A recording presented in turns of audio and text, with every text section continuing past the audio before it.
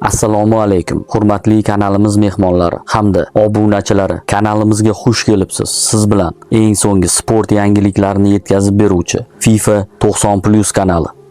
Jahon chempionati 2026 saralashidagi navbatdagi bahs milliy terma jamoa uchun tarixiy ahamiyatga ega. Timur Kapadze boshchiligidagi milliy terma jamoa 5-iyun kuni Jahon chempionati 3-saralash bosqichi 9-turi doirasida Birlashgan Arab Amirliklariga safar uyushtiradi. Mazkur bahs Toshkent vaqti bilan 21:00 da Abu Dabidagi Al Nahyan stadionida start oladi. Bir muddat avval terma jamoa Birlashgan Arab Amirliklariga ertaroq yo'l olish haqida xabar berilgan edi. Ma'lumotlarga ko'ra, terma jamoa 29-may kuni Birlashgan Arab Amirliklariga yo'l oladi. Bunday qarorning asosiy sabablari muhim bahsga yaxshiroq tayyorgarlik ko'rish va legionerlarning terma jamoa ixtiyoriga ertaroq yetib kelishidir. Xorijda to'p tepayotgan futbolchilarimizning klublari rejalashtirilayotgan yig'in vaqtiga kelib, so'nggi uchrashuvni qachon o'tkazadi? O'tkir Yusupov, Jaloliddin Masharipov va Oston O'runov to'p tepayotgan Eron chempionati 15-may kuni yakunlanadi. So'nggi 30-tur bahslari bir kunda o'tkazilishi rejalashtirilgan, ammo Istiqlol Eron kubogidagi ishtirokini davom ettirmoqda.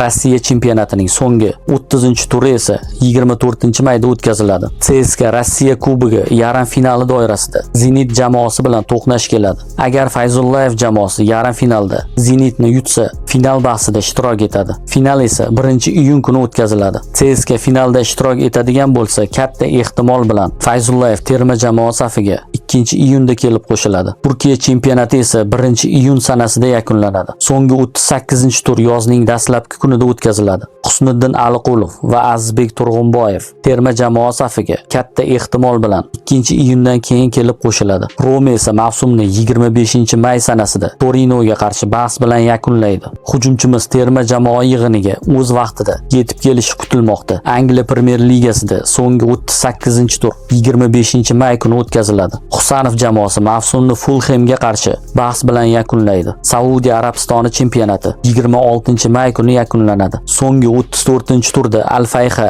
Al-Shabab jamoasi bilan to'qnash keladi. Demak, Otabek Shukurov ham terma jamoamiz ixtiyoriga o'z vaqtida yetib kela oladi. Hojimat Erkinov to'p surayotgan Al-Vaqda esa mavsumni 12-may kuni Dibba jamoasiga qarshi o'yin bilan yakunlaydi. Bobir Abduxoliqovning jamoasi Sumqayt mavsumni 24-may kuni Sabailga qarshi bahs bilan yakunlaydi. Turkiya chempionatida to'p tepayotgan futbolchilarimiz katta ehtimol bilan terma jamoamiz yig'iniga kechroq kelib qo'shiladi. Qolgan barcha legionerlar terma jamoa yig'iniga o'z vaqtida kelib qo'shilishi kutilmoqda. Agar CSKA va Istiqlol o'z mamlakatlarining kubok musobaqasidagi ishtirokini davom ettiradigan bo'lsa, Fayzullayev va Masharipov ham yig'inga kechroq kelib qo'shilishi mumkin.